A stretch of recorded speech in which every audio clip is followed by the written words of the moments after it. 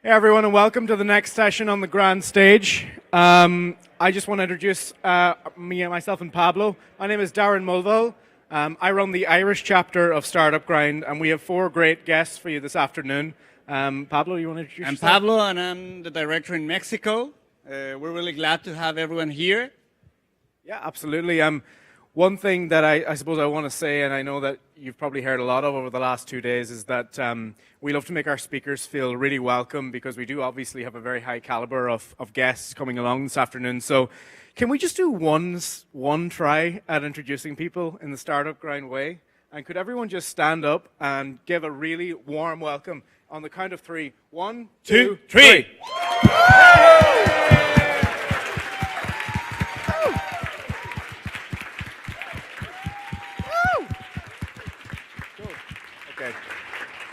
All right, so we'll kick off with our first one. Angela Benton is the founder and CEO of NewMe Accelerator. And what's really interesting about NewMe is that they have made it their mission to accelerate underrepresented founders and startups across America and from other countries in the world as well who come here. So Angela is actually really interesting in that she shares a lot of the values of Startup Grind, but has also been accounted by Goldman Sachs as one of the world's top 100 most intriguing entrepreneurs. She's here today to talk about NewMe, and I think that she has very valuable insights to give on social enterprise and helping people realize their dream of their startup. So without any further ado, let's raise the roof for Angela and welcome her to the stage. Thank you. Thank you. Come on.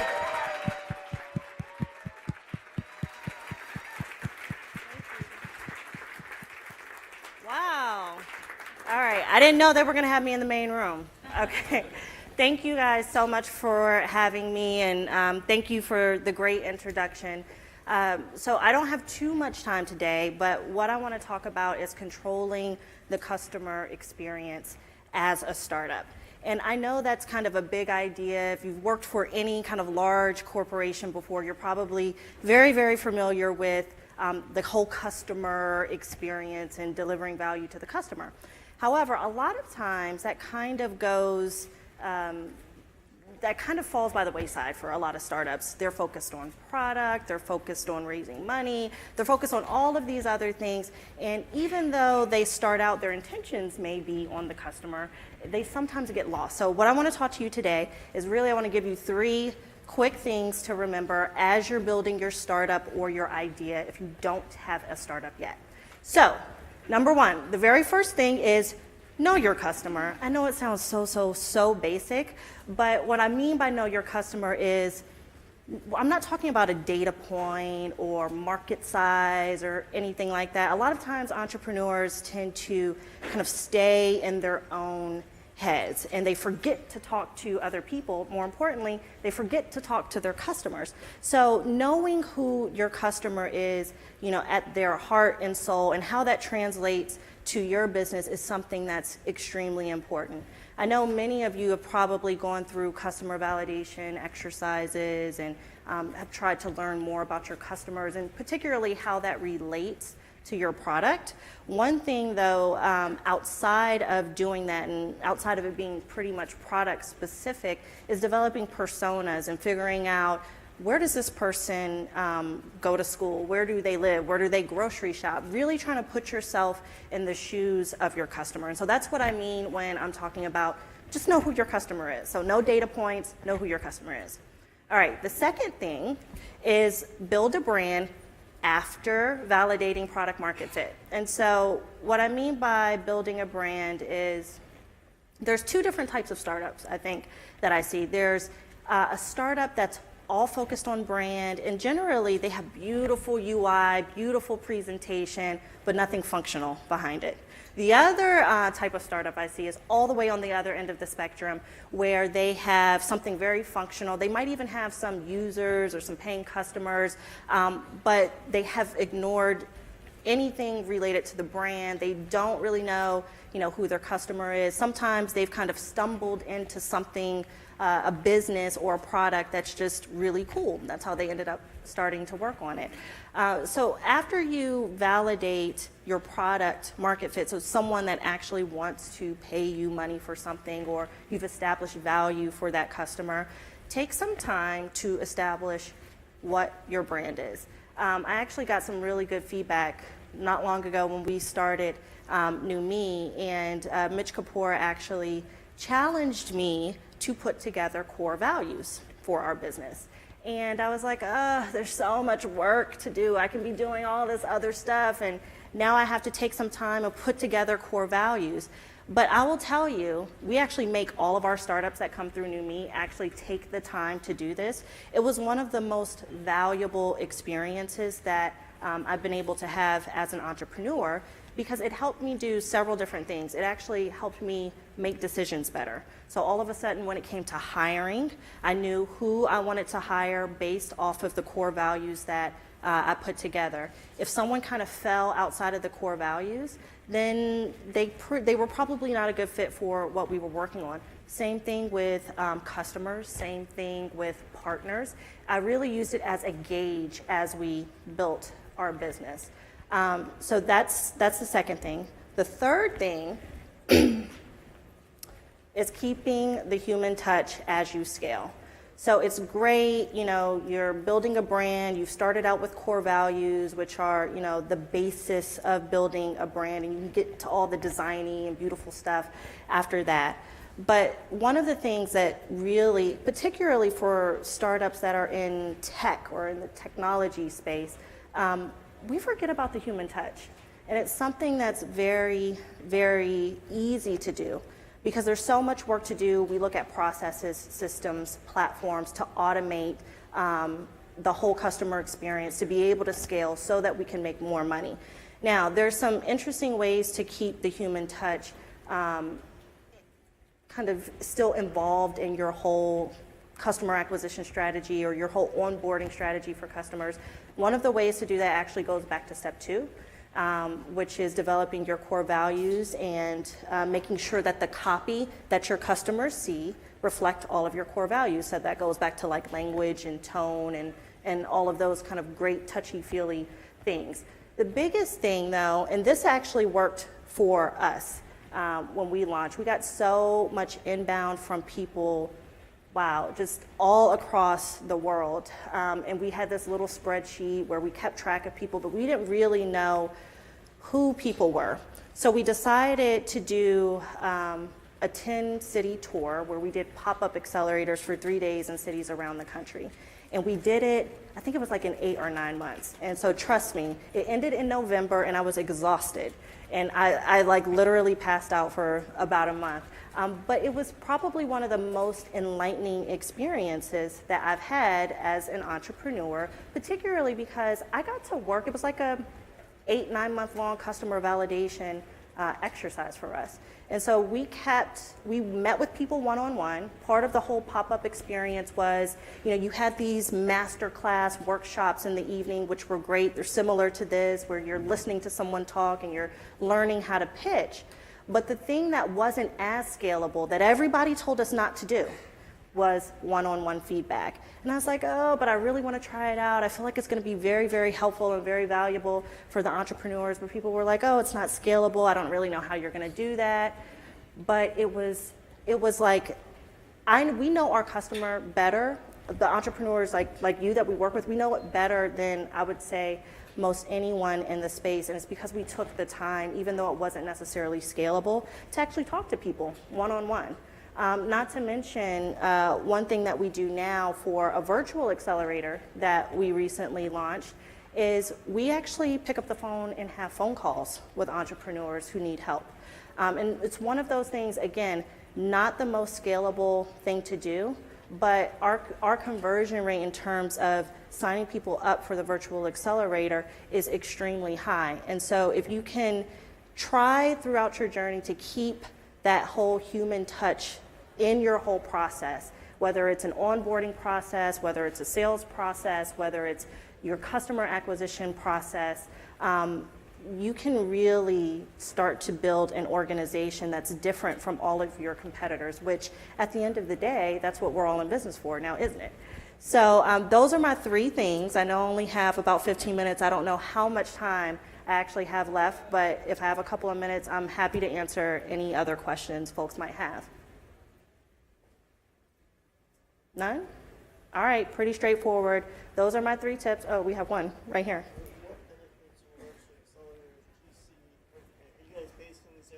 Yes. What benefits as your accelerator do you guys see that accelerators can offer to new entrepreneurs? Accelerators in general, based in this area? Yes, different than other areas. Oh, sure.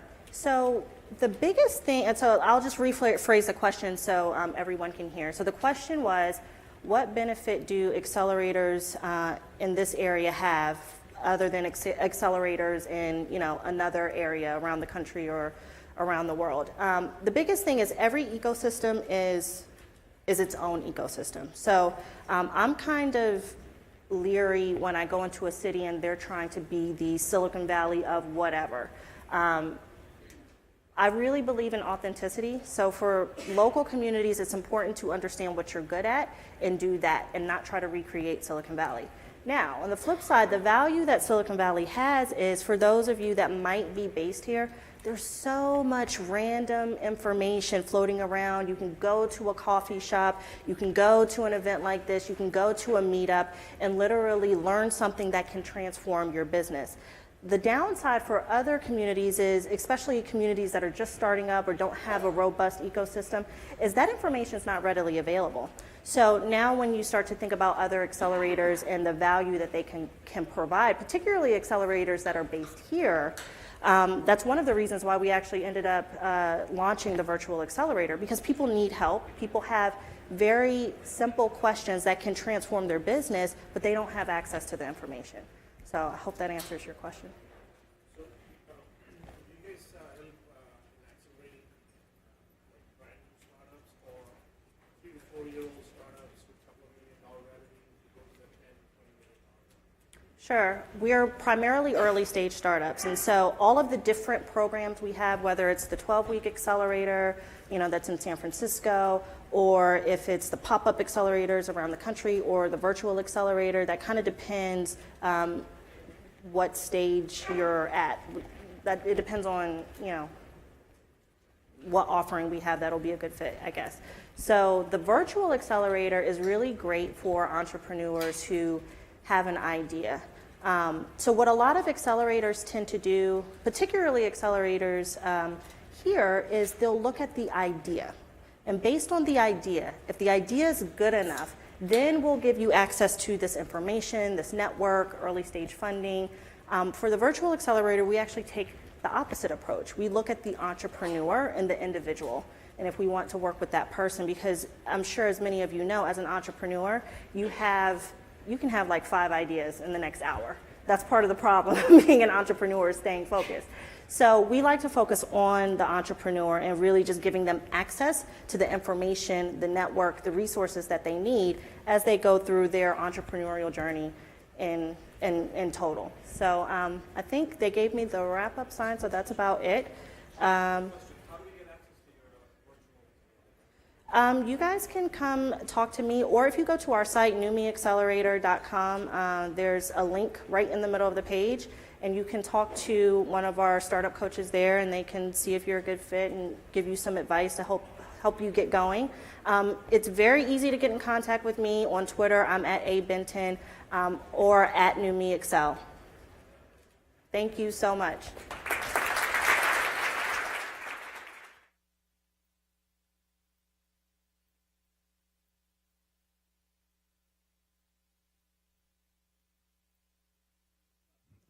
I would like to welcome our next speaker on stage this evening, and that is Jessica Herrin. Jessica is the founder and brains behind Stella and Dot, which is one of the most important and kind of, I suppose, groundbreaking e-commerce companies for women's fashion in the world. They have produced a system that allows people to sell from person to person around the world using mobile apps, the web, and social media. So This afternoon, we have Jessica is going to be interviewed by Alfred Lynn. Alfred is a partner at Sequoia Capital, and they're going to talk about scaling a business and raising money and so on. So this is going to be a great session, and I really hope you enjoy it. So Jessica and Alfred, very welcome. Hi. Hi, everybody. It's great to be here with you, Jessica. Why, thank you, Alfred. It's great to be here with all of you guys. Thanks for coming out. It's going to be like a board meeting. I'm going to get to ask all the questions, and you're going to have to come up Great. with all the answers. I love it. You should know some of the answers to these questions already, I guess. This is a good one. Also, if you guys have questions in the audience, start thinking about them. We'd like to make this a little interactive, but we want thoughtful questions, not questions you could ask anyone else, because we have Jessica here. So Jessica, when did you start having a bug to sort of be an entrepreneur and start your own company? I think I had a bug when I was born. I really do feel like when people ask me, why do I choose to do this? And sometimes being an entrepreneur is quite masochistic. So you might have that question of, why do I choose to do this? And I do think of it as, I have brown hair. That's the way it worked out. And I see it in my daughter, who just can't wait to have a lemonade stand every day. And I was that kid. I needed to pay my way through college. So I started this little books business that I sold. And I always wanted to do my own thing. I think very quickly in high school, working jobs at the mall, I figured out that I didn't want to work for somebody else, and I didn't want to earn, only dollars for the hours I worked. And what's the first company that you started? Well, the one that I started in, it was a personalized children's book business, and you could insert the name of the kid into the story, and we sold them at like swap meets and stores. That was when I was 17, if that officially counted. And have you ever had a real job then? Yes, well, I've scooped ice cream. I've been a waitress. I worked at Dell. That's the one in my professional career, aside from startups, that I count as my one real job. Okay, so why don't you take us back to when you got started with Stella. What was the genesis of it, and what was the inspiration for the idea?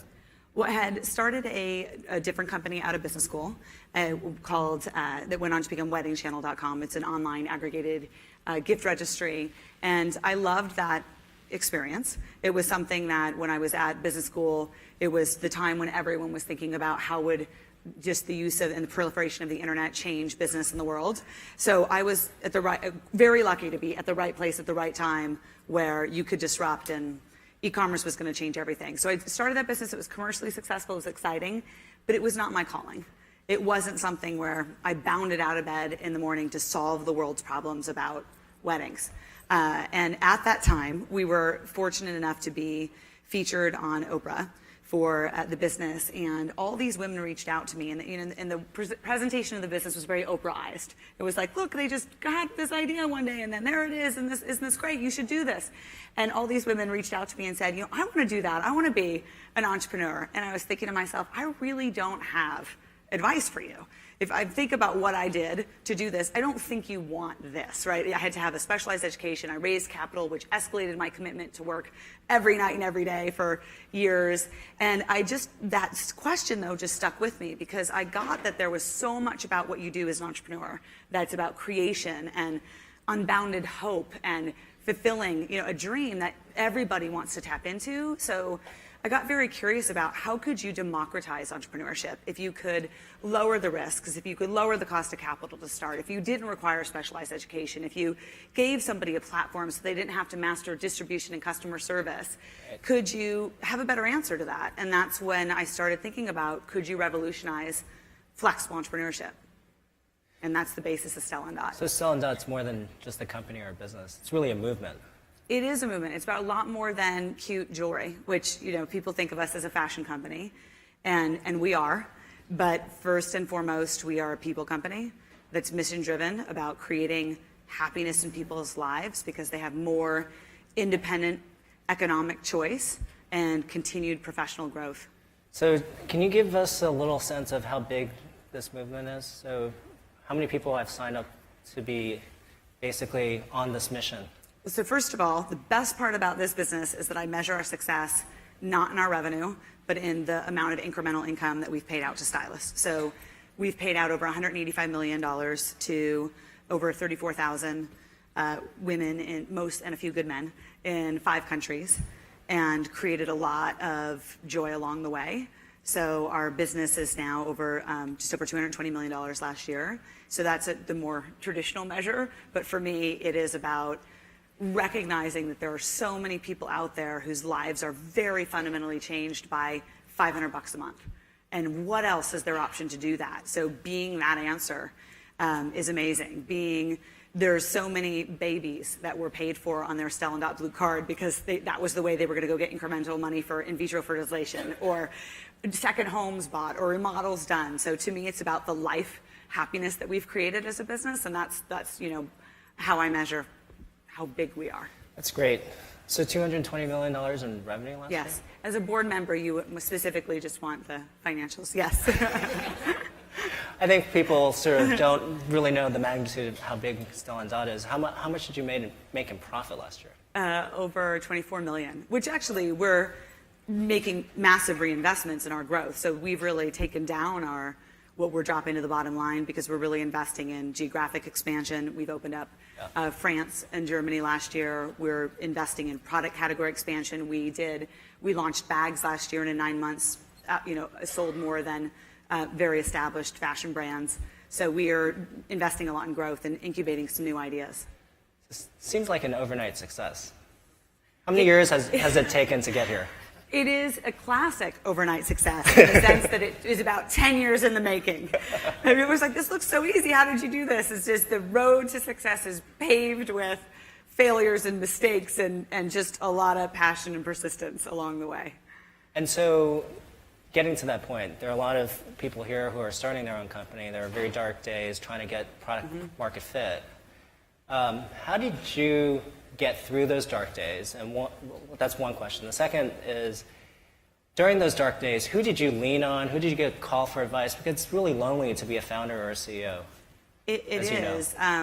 One, I think, when I first started this, I had been an e-commerce entrepreneur. I'd left and went to work for Dell and was at that time, I had my first baby and was focused on those elements of my life. And then I started making jewelry in my living room, and people thought I just lost it. And I'm sitting there beating, and I'm like, trust me, this is going to be big. I'm like, what? Are you kidding me?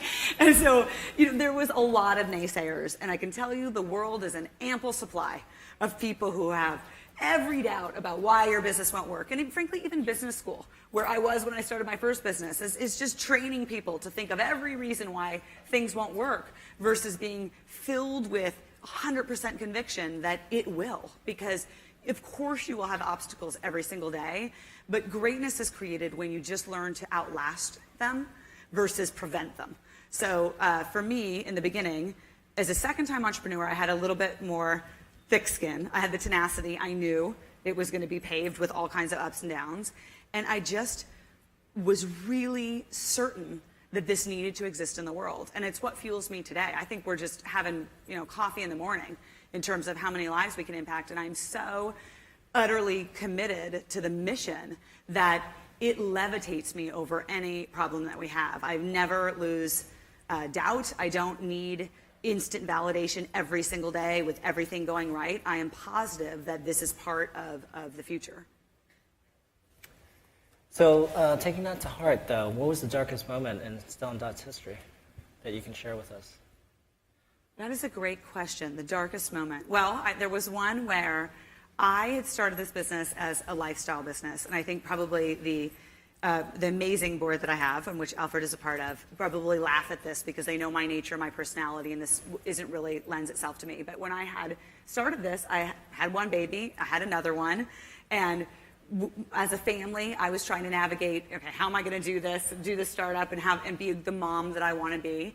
And so I hired someone to come in, and in my mind, they were going to be running the company. We just raised the tiniest bit of seed capital, and within a month or so, it was obvious that wasn't really the right thing.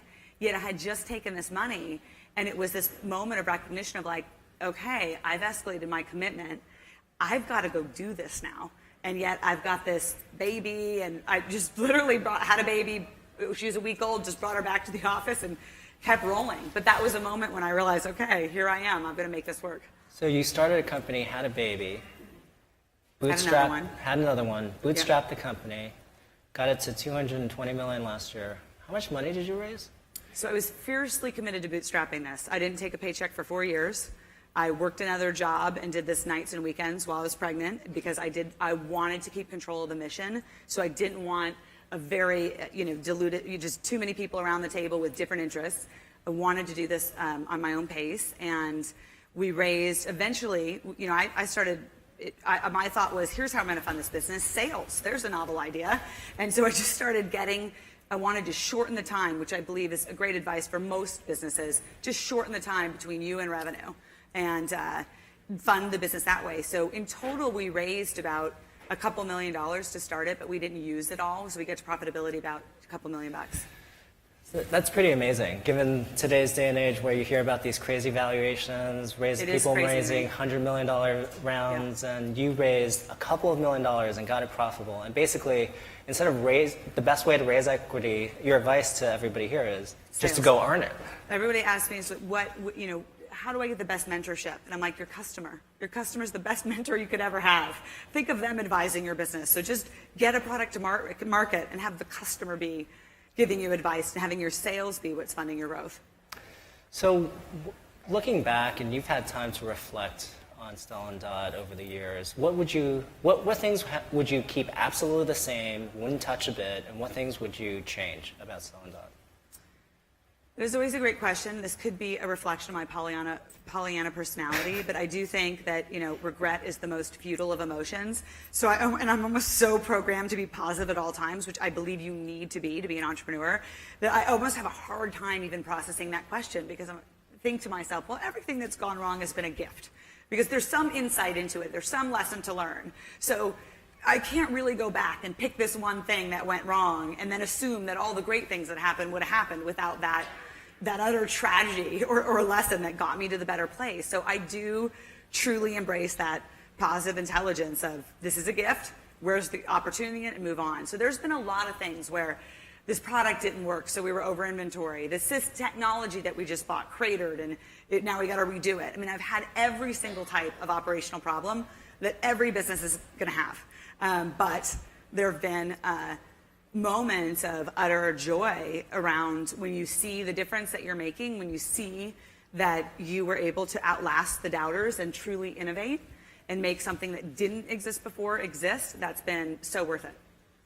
So no regrets, even with your pain in the ass board? I have the greatest board in the world. That is, your board is supposed to be a bit of a pain in the ass. They're supposed to push you and challenge you. And I got to tell you, this guy's a great board member, and my board keeps me honest and focused. And we just had a last board meeting where I went in thinking one way, and with a lot of challenge, I really do feel like we're in a great place. So yes, my board is a total pain in the ass, and I love them for it. So. Well, we're very happy to be investors in Stella and Dot and being partners here. So anybody with questions? You said at one point it was a lifestyle business, then why did you try to get money? And a lot of people say, like I'm in that board right now, I'm $2 million revenue subscription, I make a lot of money. Then why go to the VCs? First thing they say, they're a pain in the ass, screw it up. Yeah. Is it the money? Like I'm making $2 with VC money, I'll make $200. Life is better. I think that's a great question. And for those that didn't hear it, it's if I'm doing a business that gives me a great cash stream, why go get other capital to scale the business? And I think you're asking yourself the right question, which is, first of all, as an entrepreneur, you're all in here. But in order to make something work, you've really got to invest your one precious life in doing this. So you have to be very careful to first, before you ask yourself, how do I finance my business? You should first ask yourself, how do I define happiness in my life? And is success happiness? Because if it's not, it should be. And then what business really suits my life goal and passion? And do I want to grow this business? Or am I happy with the way that it is? I don't want to do that just because there's some feather in my cap or what you're supposed to do in the valley, or I can sound cooler at a cocktail party. It's like, this is actually what I want to do when I get out of bed in the morning. And for me, the vision of being able to create over 100,000 incremental opportunities for income and flexible entrepreneurship around the world, I knew that I wanted thought partners in my business. So the first person I went to wasn't a traditional VC fund. It was Doug McKenzie at Radar Partners, who had been on my board at Wedding Channel. And I knew that dynamic of exactly what Alfred does for me today is I really value having that push, that someone who keeps you right back to the lightning post to what really matters. Because as an entrepreneur, you do get down in the fray. I was a single founder. I did want someone who was going to help me realize the vision of the company. And for them to have interest in the business, they need ownership. So I was more motivated from that perspective rather than, should I just go do this so that I can be on a different path that wasn't aligned with my life and the mission. When did you flip from wanting to run a lifestyle business to this grand vision that you have for building a really sustainable, enduring company? Because I think that was the flip when you decided to take. I always wanted to do that. And this is what I like to tell a lot of women especially, and men that are also parents. Life is long, and it's going to have a lot of twists and turns. And so sometimes, when I had my first business, all I did was work all day and all night and all weekend. When I had my second one, I had 2 kids as well. And one of them, who's healthy as an ox today, was had some medical issues where she had to have a little heart surgery. And so when you got that going on in your life, this other stuff just looks like a joke. You're like, I'm not going to sign up for some kind of revenue plan or this. I got to figure this out. And so for me, the lifestyle element was, I'm a mom. My family has some of these things going on. I want to work that out before I go all in and commit to this. I'm going to get there. I'm going to do it, but it's going to be on my timeline. So that was, for me, it was frankly and I go to often speak it to young women at business school, and they're thinking, when did you decide to scale the business? Is it when you got access to capital? I'm like, well, actually, it was when I was done breastfeeding my second child and travel. So that was really my personal inflection point. Yours might be a little different, I'm sure, but that was mine. Take one more question.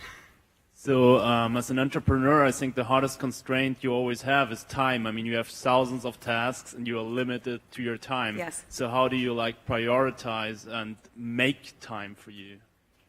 Time is our scarcest commodity, and it's the most fair thing on the planet because everybody gets exactly the same amount. And so I like to remind myself that, first of all, I don't think of time management, I think of time mastery. And I never tell myself I'm too busy for anything. I say I don't choose that because I choose this instead.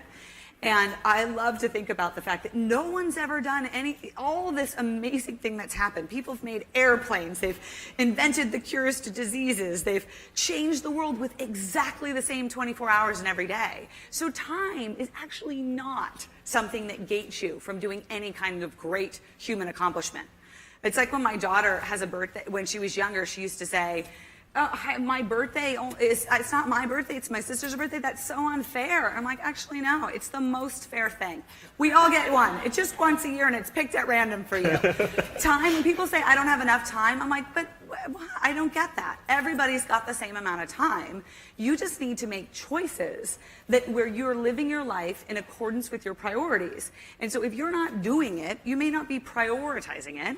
And you do have to be laser-like focused, which is what a board can be very helpful for. And what is the one thing that matters? If I were writing a book about why Stella became $1 billion brand, what would the next chapter be called? What's the title of that? And what's the opening sentence and the ending one? And if what I'm doing isn't that, I should probably skip it or keep figuring out what that is, because it is about high value activities, what actually makes the difference, and being very selective with what you choose to do with your one precious life.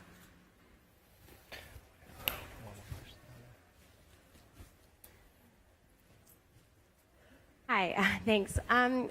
I'm just wondering, with such an online-focused commerce company, how has the rise of mobile devices affected your business, and how have you navigated that?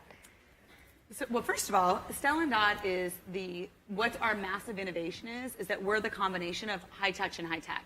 So we sell through our independent stylists who sign up to get a business in a box.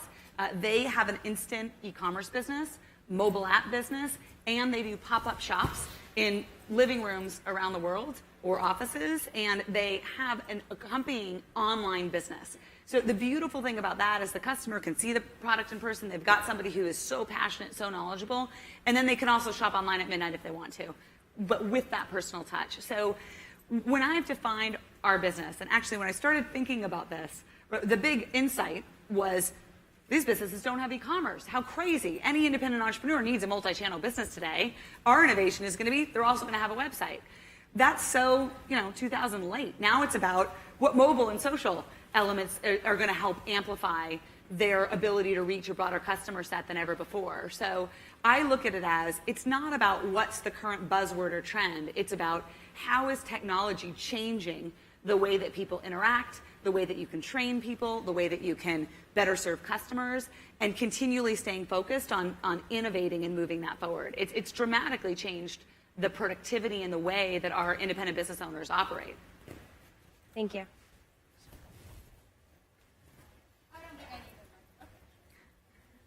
Hi, thanks for coming today. What advice do you have for single founders on how to surround yourself with people that will give you the different perspectives that you lack so you don't work in this vacuum? So as an entrepreneur, I've fundamentally realized it is not my job to know everything and be the best person at everything. Even as a CEO, it's not my job to know everything. It's to go find the people that do and get them aligned with my mission and cause and learn from them and get them to contribute to our great cause together. So what it takes is talking to a lot of people, kissing a lot of frogs. You just need to have a lot of conversations and put yourself out there in the world to realize that one leads to another, leads to another, leads to another. So oftentimes people are frustrated because they're not getting the immediate answer. And I've often said, you haven't gotten the immediate answer yet. You're just about 10 conversations away from this one key insight or something you're learning today that you didn't even realize was important, but it's going to come back to you later. So it really is like all things. It's a lot of effort. It's a lot of going out and finding people who have some other like-minded interest, and there's a reason why they want to participate and get involved. Generally, though, I do think entrepreneurs overly worry about board and mentors versus customers and just immersion in the market. Those are the people that are going to give you the best advice. That is probably one of the most sound advice I've heard from any CEO. So to wrap up, one thing that somebody asked me backstage was one of the, what was the reason why Sequoia decided to invest in Stella and Dot? And I think you can see now how special Jessica is and how inspirational she is. So my final question then is, so you're able to sort of light up a room, you have a magnetic personality. It's all you, Alfred. Yeah, right. Where do you draw your inspiration from? You know, I don't know. I love what I do so much. I am so filled with gratitude. I think perspective is magical, and our Stella and Dot Foundation does things where we've built schools, and I'm so proud of that too in terms of our business accomplishment. And every day I sit there and think, I was born in America. I have all the choice and opportunity in the world. I was on an incentive trip with our UK stylist to Morocco, and we were on this tour bus, and we were talking about why is it that people like the king here? And he had said, well, because he was the one that let girls go to school and learn how to read and write 14 years ago. It's not just crazy that I actually could have been born in a place in our age where I would have not been allowed to learn to read and write. So I do have this perspective of I am so lucky to get up and breathe in the morning, to be born to who I was, to have the chance to make a mark on the world, that I don't let anything suck my energy without just having to fundamental realization that I'm so lucky to be here. Okay, one other question. So you have great stage presence. How'd you get that? Thank you. I feel like now I have to get up and tap dance or something to pay that off. I'm not so sure that's true. How'd you get that? And is there a time when you didn't have that? And what was it like? Was it embarrassing? So it's not super. I'm not trying to embarrass you. What's an endearing story of where you were not as polished as you are today? Well, I do have this, my dad will tell the story that I was in a tap dance class as a little kid, probably at 4 or 5, but I'd missed all the rehearsals, but I still wanted to go to the reception because I really wanted to wear the outfit as any 4 or 5-year-old girl would obviously want to do. And everyone else was doing the dance routine, and I just was freelancing over there, doing my own thing. I do think that it is 10,000 hours. It is the... ever since I was in junior high, I did speech and debate, and I did things where I practiced and put a lot of effort into it, and I fundamentally realized it was a life skill that I think is critical, and I worked hard at it. So that's, I think, the reality is, I'm certainly isn't effortless. Well, Jessica Herrin, founder and CEO of Stella and Dot. Thank you. job, Alfred. Very easy. Okay, you did that. You have great stage presence. Thanks, everybody. Thank you. Thank you very much, Jessica, Alfred. Thank you. Hey, are you ready for our next guest? We have Mike Abbott. Mike was a general partner at Kleiner Perkins. He was a vice president of engineering at Twitter. He also worked at Microsoft, Palm.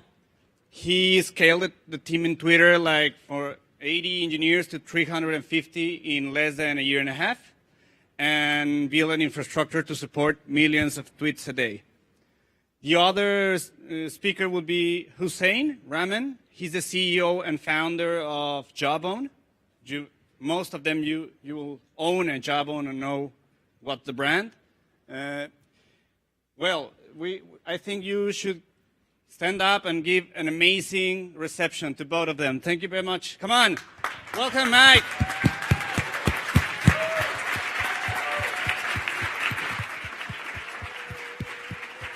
Harder. Maybe they don't listen.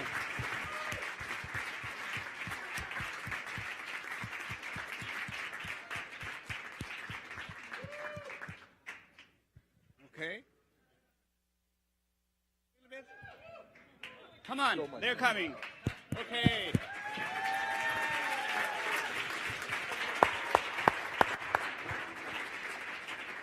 It's all for you. You got water? Yeah, thank you. Great. Well, it's great to be here. Derek, thanks for having Hosain and I up on stage to talk a little bit about hardware and software. I thought I'd start out saying I realized that actually as I was driving over here, it was about 6 years ago that we first met, and then I became an advisor to the company. Time, right? Yep. And that was a really pivotal point for the company, and I think let's start there with Jawbone, because that's when, at that point you were doing primarily devices that didn't have a huge software services component. And let's just launch right in. And I say actually that's kind of midstream because the company started roughly, 10 years before that? Yeah, we started in '99, not too far away from here, up in Palo Alto. And we had a lot of software content, but it was more sort of at the firmware level with DSP algorithms. Can you guys hear this microphone? Is mine working? Oh, I guess if I hold it close. Is it right? There you go. Some help there? You got it? I'm just going to hold it. Okay. So we started with sort of DSP algorithms and firmware, and there was sort of software powering, but it was more at the lower levels. We didn't have sort of an application strategy. Time out. Sorry. Can you hear him? No, I don't think this is working. So do you have a hand mic? We need a hand mic. Oh, there he is. Awesome. Perfect. Is that cool? This needs to be turned on. Hardware. Is that working? Yeah, there we go. There we go. Right, let me just take this off so it doesn't double. You can't take off your sweater since we coordinated today. Yeah, Mike and I decided to show up as twins. But no, so we had started, and we had actually started by building DSP algorithms, and then we eventually got into the hardware stuff later. Hello? Okay. We thought it was a way to get our technology into the market was hardware as a vehicle to deploy the noise cancellation technology that we had developed. Quick history of the company. We started in sort of the mid-'90s at Stanford. We were trying to solve user interface problems in mobile. We sort of architected what has essentially become like a Siri, and we realized that everything we wanted to do with speech recognition at that time didn't work because of the background noise problems. So we created this noise cancellation technology, which ended up being the biggest breakthrough in mobile audio. It was DSP algorithms. We looked at licensing it. We ended up building our own consumer hardware product as a way of getting that out there. And then when we met about 6 years ago, that was sort of an inflection point where a lot of the hardware that we were building, this low power stuff, got to a point where it had enough computing processing capability that we could start doing more than just sort of firmware algorithm development. We could start touching different layers of the stack. And And I think we've come a long way from there, right? We've been doing a lot more where we've integrated a full service into what we're doing with Up, 24/7, cloud, et cetera. So, but that was sort of the beginning of that learning experience, and you helped me build that original team. Well, it was a privilege to do that. But I think, especially for folks in the audience who are having a hardware company or thinking about hardware ideas, Yeah. I mean, for roughly the first 9 or 10 years of your company, it was primarily hardware, obviously some firmware. Yeah. But now, when we first met, it was like, how do I build a services team, more cloud-based infrastructure? And talk to us even culturally, like how did you bring in that new DNA? Yeah, I mean, what did you kind of see work and not work? Well, it was complicated because I think we were 6 years ago. That was pretty new thinking. The only people who had sort of done that had been on the phone side. Because when we met, you were running software at Palm, building WebOS, and it had sort of been done. The phone had the capability to support kind of a full software stack, right? And enough connectivity with the modem to get to the cloud and do things like that. And we were trying to do that in new types of devices. And so that was just when you were getting enough power and enough connectivity to make that happen. But culturally, it was a really interesting shift because, to convince a lot of software talent at different levels of the stack to come to a place like Jawbone, I had to sort of explain to them, no, you can actually control a lot of the elements in terms of sensors and how the hardware is built that will enable you to build new experiences that you couldn't do before. So that was like intriguing for them, saying, oh, well, if I could have control over the phone and determine what elements were in there, I could build new experiences. So that was kind of cool. So that was a lot of the original impetus of convincing guys to come over and say, hey, look, you can have influence on the hardware guys. And then for the hardware guys, it was interesting because they weren't used, and as a company, we weren't used to sort of the difference in development cycles and the way you iterate and the way you ship. That was traditionally a lot of what came out of the software world. Remember, this is still sort of a lot of is pre the massive explosion mobile application development. Even the iPhone platform was still relatively new. Most of the apps that were taking off there were frankly games and sort of novelty apps. There weren't things like Uber, complicated services that were built on those platforms. And so just the DNA shift was really fascinating because it was interesting. Software guys worked so much faster and iterated so much faster. To try to do that in hardware, you had a 20-week tooling cycle. You had to cut steel to try these things in prototype. Now, a lot of that's changed with 3D printing and other prototyping tools that you have, but so there was this sort of cultural mishmash. What ended up happening over time, and this took a little while to sort of refine, was that the software guys in our organization got our hardware guys to think about how they could hack and prototype and move faster.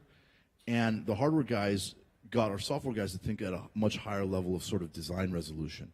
Because when you build hardware, you've got to make, especially the stuff we were doing where we were kind of trying to create new categories, we're looking around a corner and we're saying, well, this is where we think user behavior is going to go. This is what we think. Like a great example is a Jambox. When we built the Jambox, it was a sort of mobile portable speaker for your, content being in your smartphone or in your tablet.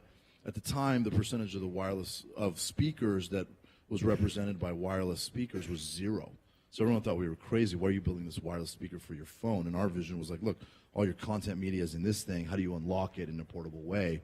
But people thought we were crazy, including in our own company. Now, last Christmas, it was 75% of the speaker market was this category that we invented. So we do a lot of that. And when you do that, you've got to sort of guess, and you've got to be really disciplined about, if I put this feature in, I put this piece of functionality, will someone pay me for it? Right? Is it worth enough that justification? Because in your hardware business, like, ultimately you have to, sell things for more than what it costs you to make them.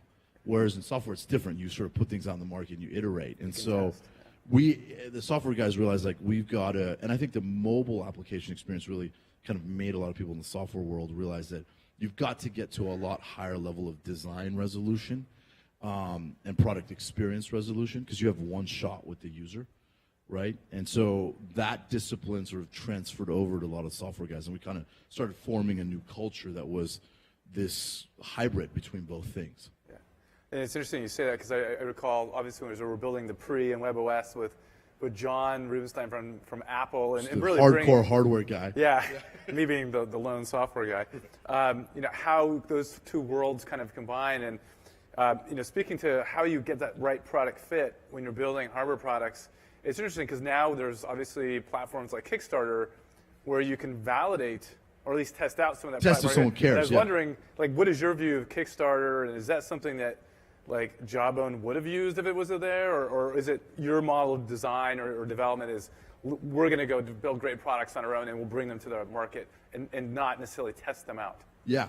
Well, you know, what I think Kickstarter's done a great job of is if you think about the sort of hardware cycle from kind of concepting to prototyping to actual production, scaling production, shipping, continuing to scale, the front end of that process when you're building new categories or trying new things can be daunting because we don't do a lot of testing. We test with users, but we don't do focus groups where we're trying to, you know, because again, if you ask how many people in a focus group that wanted an iPhone, you'd get 0, right? Just like when we were building a wireless speaker or trying to invent that category, people, if we asked people, do you want a wireless speaker? I think 0 out of 100 would said we want it, right? And so I think you are guessing and you're trying things. Well, what's interesting about Kickstarter is it gives you the ability to kind of test if there's a there, right? Do people care? Do they care at scale? What scale? I think the question is, how much does that translate over into the mass market, right? You know, because I think we've gotten so efficient in a lot of our ability to reach people as a society that the message of what you're building on Kickstarter reaches the early adopters really fast. So at least with Kickstarter, you know that there's an early adopter crowd, whether that's 200,000 or 10 million, that really love what you're doing. The question is, does it scale beyond that? Does it get bigger? Does it get more mass? That's still a question. The other stuff in terms of production, building it, designing it, you know, scaling and shipping it, that's hard. That's why, you know, they've been knocked a little bit about a lot of that stuff never shipping. I think they've tried to get more disciplined about. Yeah, that supply chain, I mean, that's something that, you know, as we invest in companies like Nest, I mean, one of the number one questions is there expertise on the team around the supply chain management and just really the build out, the manufacturing side.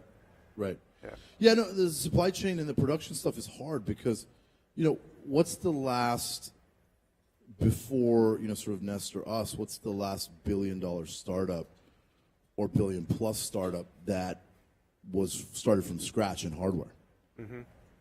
I can't think of one. Palm tough. really wasn't one. Because they had sort of been absorbed by a big company, by U.S. Robotics, which then got bought by 3Com by the time they had success. So there hasn't been a model, and there isn't a lot of talent. You get talent at big companies that know how to run things at, you know, sort of, you know, $40, $50 billion production scale, and then there's smaller things, but there's that in between. We're in this transition. I mean, it really does feel like hardware is where maybe software was 10 or 15 years ago. Along those lines. I mean, do you agree with that? Yeah, well, I think there's a lot of new infrastructure coming up place. I mean, I remember when we first went to Asia to try to convince people to build our stuff, like crazy stories where they were like, what do you guys know? You're so young, get out of here. We don't want to take risks on startups. I think that's changed a lot, right? I think the big manufacturers are looking at how do we invest in innovation, how do we create new categories, how do we find the next spark. So there's more of that than ever before. And there's a larger appetite to take those kinds of risks. But before that, you know, in the Asian supply chain, they didn't want to work with companies that were our size. There was a lot of convincing to do that. Now you have a lot more of that. So the tools are happening. Rapid prototyping through 3D printing and all this kind of stuff is happening. So I think it reduces a lot of the cost and the complexity of figuring out how to do the things. But still, building a great company and trying to scale is still hard. Yeah.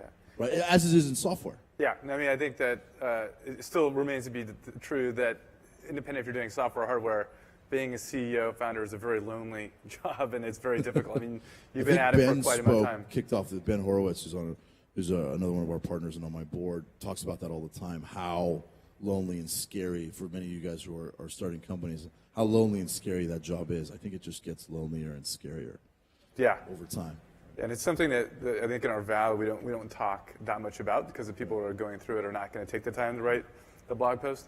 Coming back, that's an interesting point because I think you see this a lot. Like, there is sort of an informal support network of CEOs and founders in the valley, both down here and up in the city, that's sort of loosely formed, where everyone kind of takes care of each other. You know that you can call somebody if you need something in a specific domain.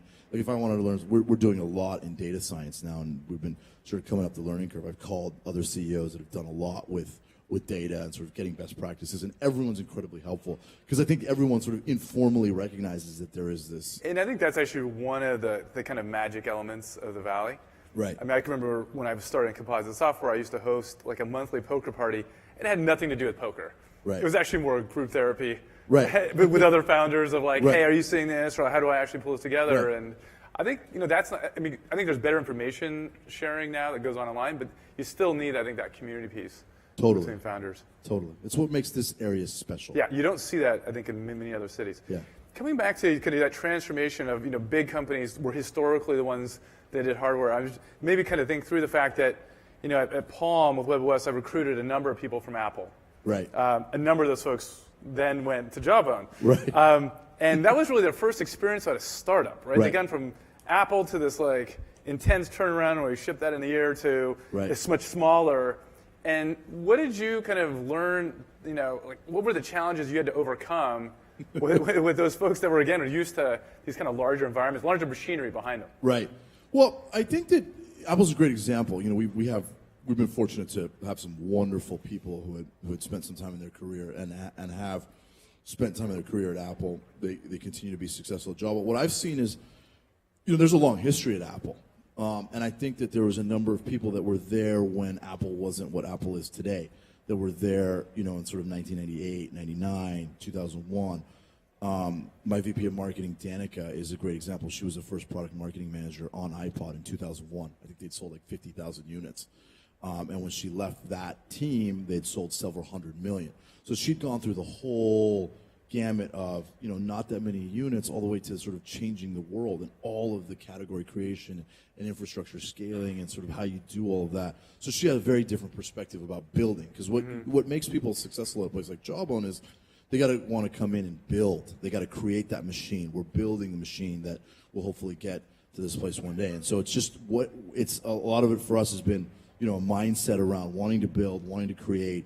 What is the timing of when they were there? Were they part of the building that happened versus coming in later and running a machine that was already established? So I think it's just finding that. And frankly, that holds true with anyone transitioning from a large company to a smaller company. That's true. Right? Whether it's Apple or Microsoft or even Google now, right? Or Facebook or any of these things. When you arrive at a larger company, when the thing's established, it's a very different challenge than when you were there building, right? Yeah. So let's drill into how products are actually built at Jawbone. Again, just reflecting on my experience with WebOS, there was a lot of kind of the marriage between a designer and engineer and how you could get that virtuous cycle. Right. And that was just on the software side. Right. And then there was in addition to that, how we could overcome sometimes challenges on the hardware side. Right. How does that work at Jawbone, and what have you changed, over the last couple of years in how you define and build products? Well, it's been a journey. It's been completely dynamic. When we started, when you and I were first architecting some of this stuff and looking at how we added more layers of the software stack, if you will, to the things we were doing in hardware, at that point we had a very distinctive team. We had sort of a hardware team and we had a software team. And there was a design team associated with hardware. Eve Bahar is our chief creative officer, the industrial designers. We had audio designers that were making tones and all of that, and they knew what they were doing. They were constrained by physics. They knew what materials they could play with, all that stuff. And then we had a design team that was associated with our software experience. And we had other issues when and to me this really kind of came to a head in the first iteration of our Up product, where we, had a lot of issues and we took it off the market. I think those issues in some ways masked some of the challenges that we had in putting that product experience together, where it was sort of these two disparate elements that then got glued together at the end. And what I realized is that didn't yield a great experience. It wasn't up to the standard of what we wanted. And what I did at that point is I sort of deconstructed the whole thing and I said, listen, it's one experience from atoms to bits. So let's take every designer, every experienced thinker, from industrial design to graphic design to experience design to audio design, I'm going to put them in one team and I'm going to call that product experience. And there's no distinction between, whether you work on hardware bits or you work on software bits. You're all part of one team that is about the product experience, and that's central to what we do.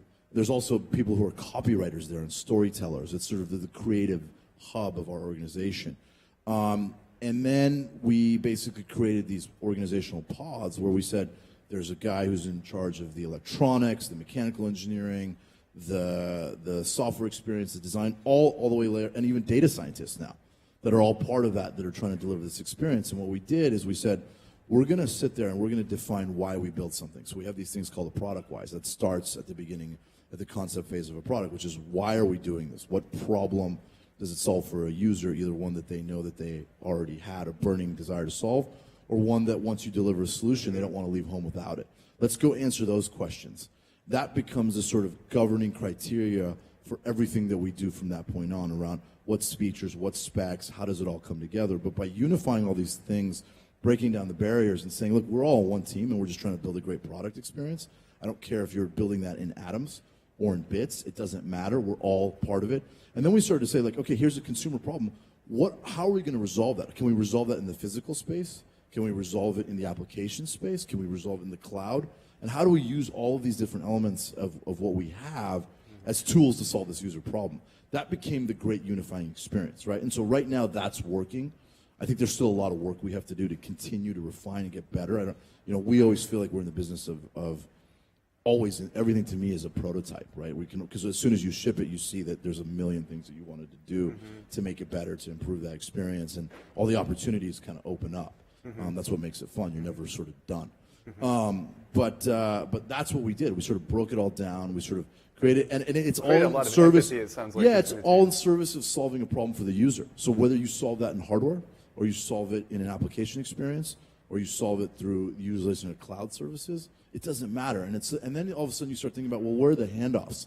Can I just do that in the cloud? And can I just have somebody help me with that? Can I have that guy on the team help me solve that problem for the user? I don't have to do it down here. That's the kind of collaboration and cooperation that we've seen. And look, I feel like when you're hardware, software, and data, no one's really ever done that yet at scale. And so we're kind of at the tip of the arrow figuring this out. I'll come back to you and let you know if it still works. Yeah. But, well, I mean, I'm certainly very excited. I think I would, certainly label that as a key area of focus of mine, just around sensors, data, and machine learning. Right. And what kind of new applications are built around that. And right. I'm kind of curious along those lines. That's an interesting point, right? So, like, take this for example with Up. If we didn't design a piece of hardware that someone could wear 24 hours a day, we don't get a service that's used 24 hours a day. We don't get the data out that then powers the system and makes it useful. Yeah. So without that hardware engagement, which no one thinks about hardware at engagement level, well, guess what? We have 23.7 hours of engagement on Up, average, over millions of users, right? That produces so much retention. That we have 81% retention. It's off the Flurry chart, right? And people open the app 20 times a week.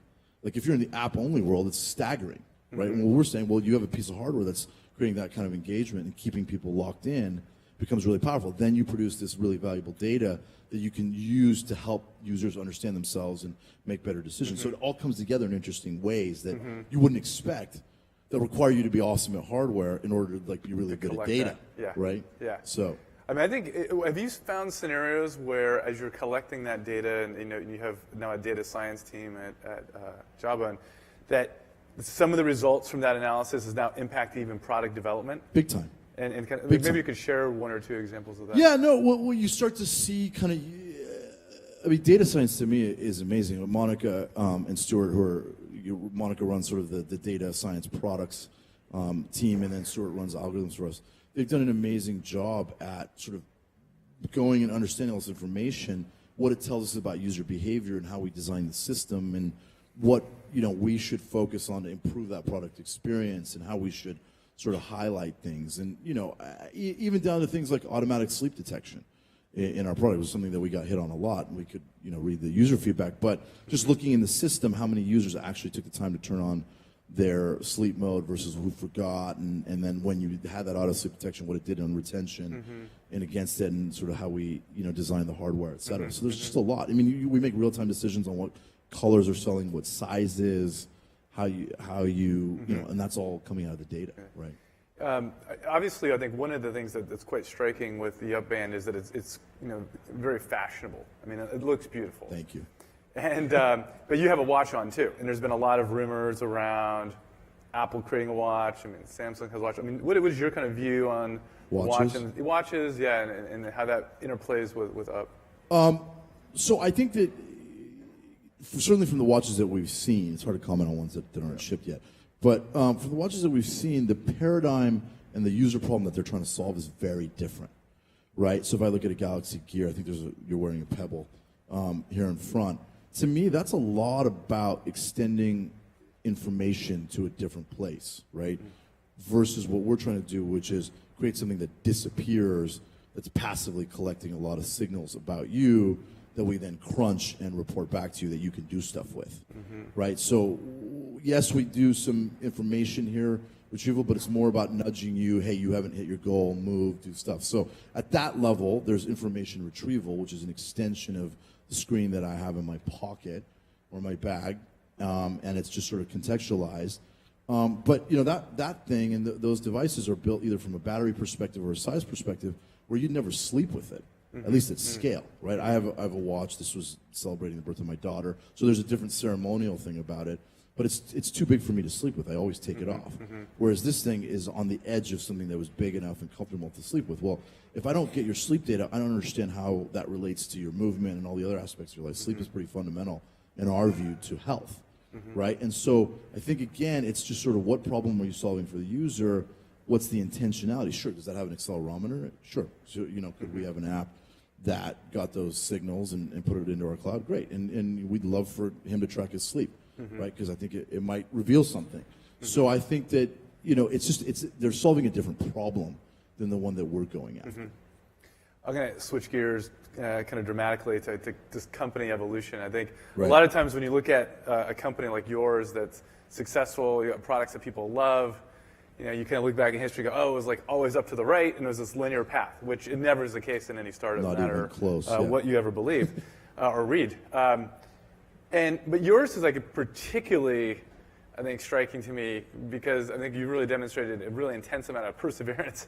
And I think maybe for the audience, just to share, finance history. I mean, you were on the edge of death several times, multiple times, and walk us through those parts of Jawbone's history and how you got through that and who you looked toward to help. Yeah. Well, there's been a lot of them, so unfortunately. You're still alive, though. You're still alive. Mike Moritz, who's another one of our investors from Sequoia, said something to me really funny the other day. He's like, I'm always wondering how many of your 9 lives you've actually used up. I said, Michael, that's sort of a morbid thought. But anyways, no, but in his defense, he was sort of saying, like, it was coming from the perspective of, you guys have been really good at, sort of navigating these tricky situations and bouncing out of them. I think, what we want to really, really good at now is not getting into those situations going forward. But they happen. I mean, I think in startup land, people don't talk enough about the challenges that you face and that loneliness of being a CEO as you plow through these things. But, we've had them throughout our history. The company was founded in 1999. I started in 1999 with my partner Alex. So we've been through so many different ups and downs and all arounds. This is a different valley from then, by the way, right? It used to be that you founded a company, you guys were the technical ones.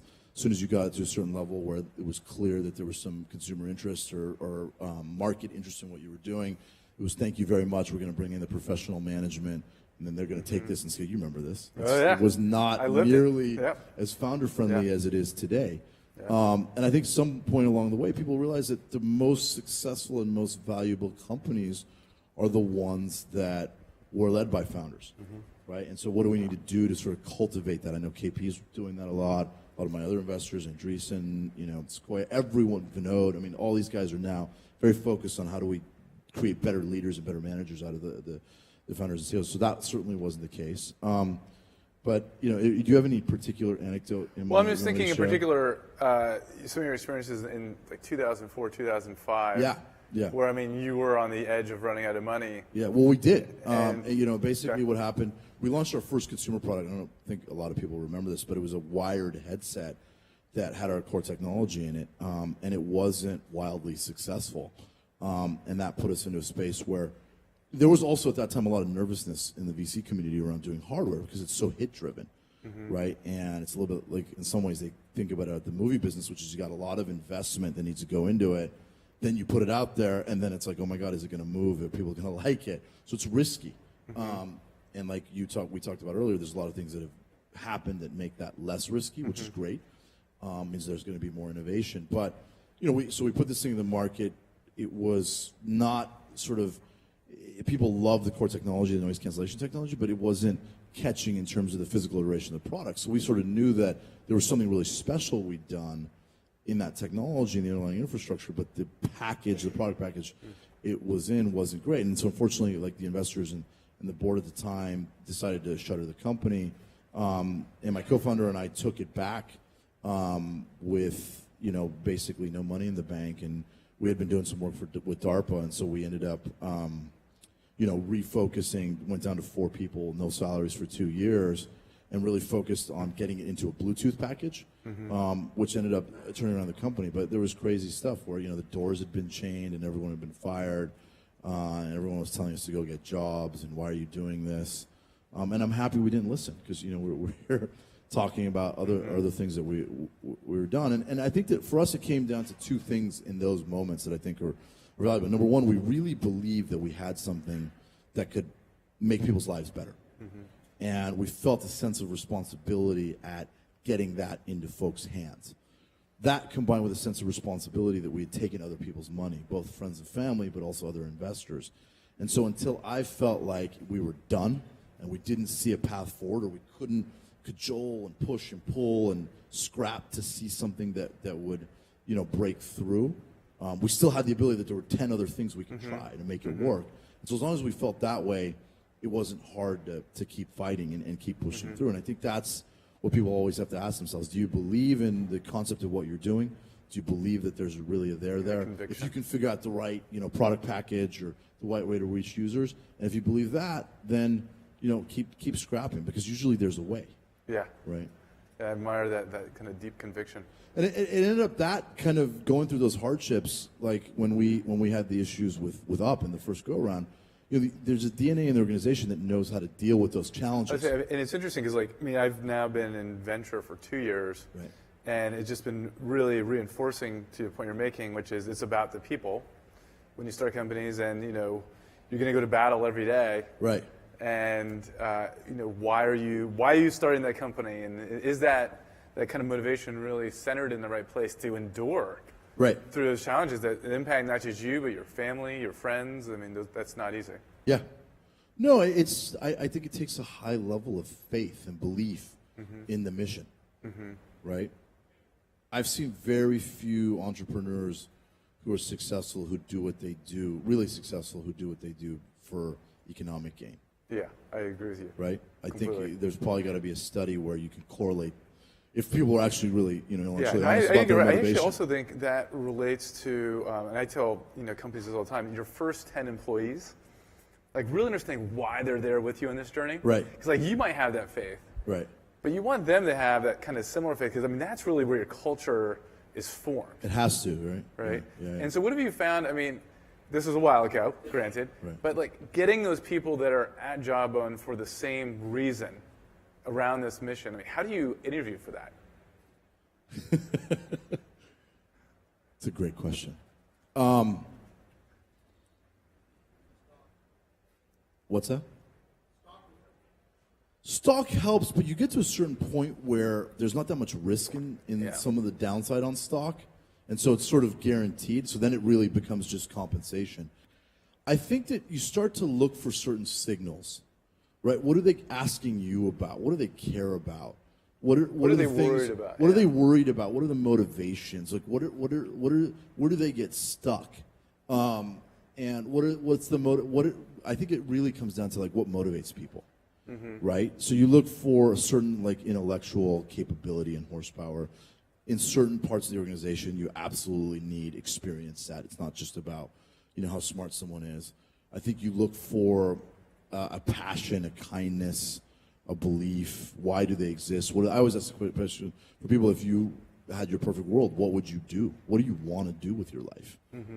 Right? Do you want to be in this job? What passion do you have for it? Where do you want to go? And you start to see those answers, and you can see certain cues around motivations versus not, and how they think about things. Yeah, I totally agree. I think even finding out what they're doing in their spare time, I think is also very telling. Yeah. Or even what they read or things along those lines. Absolutely. One thing that kind of came to my mind as you were answering the question, though, is that in hardware or hardware software services, historically it's been it's difficult because you ship a product, you ship a speaker, right, and it has a certain lifespan, if you will, not to say that people aren't still buying them, sure, but and then you move on to your next product, and so you have to kind of constantly not unlearn, but like be really intellectually curious of what Well, the it's about next what's product next. is. Yeah, it's always And now I think as we have that integration, data can be that, or that platform can be what glues multiple products. How have you seen that influences actually who you bring in, that mindset of being able to kind of unwed themselves from a prior product and go to a new product? It's interesting. I mean, in some ways, it takes a set of people that are always looking forward at what's next. But that's uncomfortable sometimes because you don't end up celebrating milestones that a lot of people want to choose. Because as soon as you accomplish something, it's sort of what's next, what's the next goalpost, right? And that's something that we struggle with around sometimes. Like, well, we don't really look backwards, right? We don't really think about, because to me, you're only as good as what's next. You're as good as what's on the come versus like what you did, right? Someone once said to me, and I love this line, which is, yesterday's home run didn't win today's game. Right, and it's absolutely true. And I think about that a lot when I interview people, as sort of how much are they focused on. To me, experience is really important so that you don't make the same mistakes again. And we always say, let's go make new mistakes. Let's go try new things. Let's fail fast. Let's go. If you're making new mistakes, I'm really happy. It means we're trying stuff and we're pushing the envelope. So you got to find people who are comfortable in that place where it's really dynamic and none of the rules that applied to what they did before are applying going forward.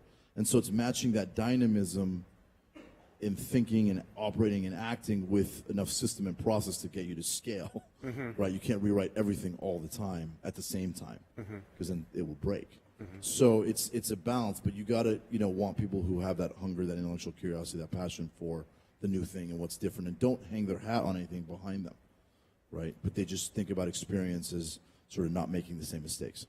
That's great. Well, I don't know where we are in time. I feel like we're getting close. I know between the next thing is lunch, which is kind of a tough thing to be in front of. I think the only thing that maybe is worse is being right before drinks later in the day. But Hosain, thank you so much for coming, and thanks for the discussion. Appreciate it. Thank you guys. Thank you.